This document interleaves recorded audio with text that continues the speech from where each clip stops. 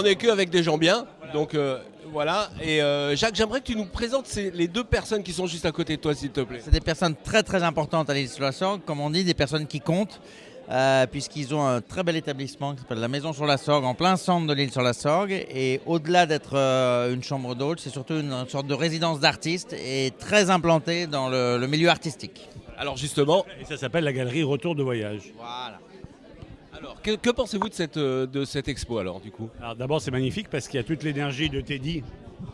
Et quand Teddy dit, ça se fait, d'une part. Et puis après, on découvre un artiste dont on a parlé dans les rues de l'île sur la Sorgue et ailleurs, qui s'est exilé pour quelque temps à la colline, mais qui fait des choses absolument extraordinaires. Donc quand on voit maintenant l'ambiance qu'il y a ce soir, c'est assez fabuleux. Alors, j'aimerais avoir votre avis moi sur ce tableau magnifique de cette copie de Caravage qui est presque une autre vision, on dirait, hein. Ben, ce qu'il ne sait pas encore, c'est que je viens de l'acheter. Donc voilà la réponse. Olivier, c'est une bonne nouvelle, non? Bah écoutez, je suis ravi, je pense qu'il va y être très bien chez monsieur, voilà. Ouais. Alors moi je travaille aussi avec Olivier, on peint dans le même atelier ensemble. Non, c'est pas tout à fait ça. En fait, c'est moi qui peins dans son atelier. Parce qu'alors, Bruno est un être merveilleux. Alors, ce qui est très très bien, voilà, c'est qu'il m'invite chez lui.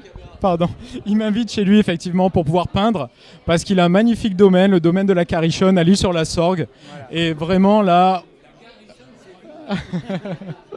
et vraiment un magnifique domaine et il me permet de peindre dans son atelier et c'est vraiment phénoménal parce que il a un espace.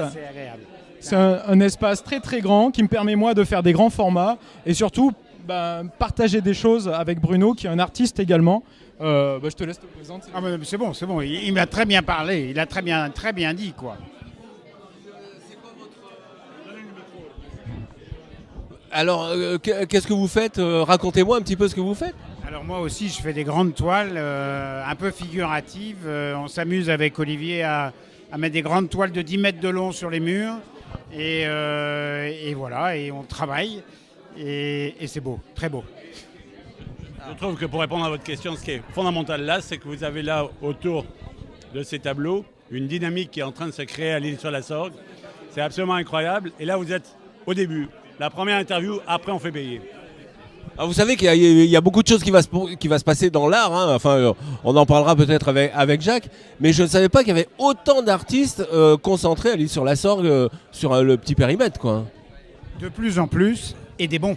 Et l'île sur la Sorgue devient un lieu avec un potentiel artistique d'ouverture, de découverte passionnant. C'est passionnant.